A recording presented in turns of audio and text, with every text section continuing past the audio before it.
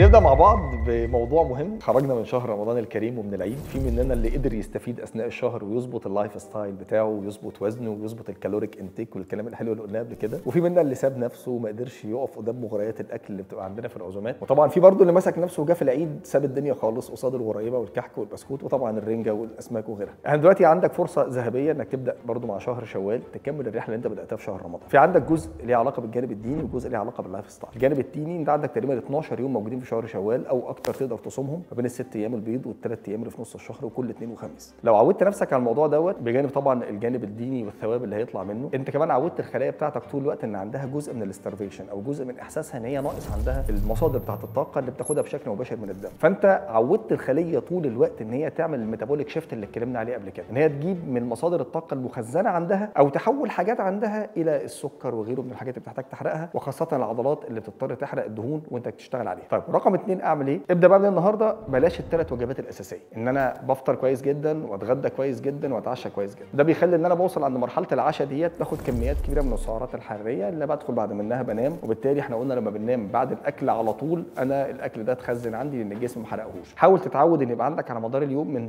5 وجبات، من 4 ل 5 وجبات تقريبا. ما بين كل وجبه والثانيه خلي في سبيس من ساعتين ل4 ساعات، ممكن نوصل لحد 5 ساعات بحد اقصى، عشان ما تبقاش داخل على اي وجبه من الوجبات وانت جعان. احساسك ان انت محتاج تاكل كتير او ان انت سايب نفسك فتره طويله ده اللي بيخليك تاكل بورشنز اكبر. كل ما تروح للبورشنز الاكبر كل ما تلاقي نفسك لازم تخلص الطبق اللي قدام منك فهتاخد سعرات حراريه اكبر، رغم ان انت تيجي تقول لي في الاخر يا دكتور انا طلعت من رمضان وبرضه ما باكلش، باكل وجبه واحده بس في اليوم. ما الوجبه دي ميعادها غلط والوجبه دي كميتها غلط في التوقيت الغلط، زي ما اتكلمنا قبل كده في الحلقات اللي كانت معانا عن ان المعادله الصحيه في جزء منها ليه علاقه بالتوقيت الخاص بتاع الاكل. رقم 3 حاول تثبت لنفسك على مدار الايام 30 دقيقه تقريبا كل يوم او بحد يعني متوسط ساعتين ل3 ساعات اسبوعيا ما بين شويه ايروبيك اكسرسايزز او رياضات خفيفه اعملها حتى عندك في البيت، ما بين البوش اب بتاع لعب الضغط او لعب الظهر او لعب البطن او حتى الاسترتشز العاديه اللي بنعملها جوه البيت. كل ده انا عايزك بس تنشط لي العضلات اكتر عشان تبدا العضلات تحرق الدهون اللي حوالين منها، وطبعا تخلص جزء برده من الجلايكوجين او السكر اللي متخزن جواها. رقم 4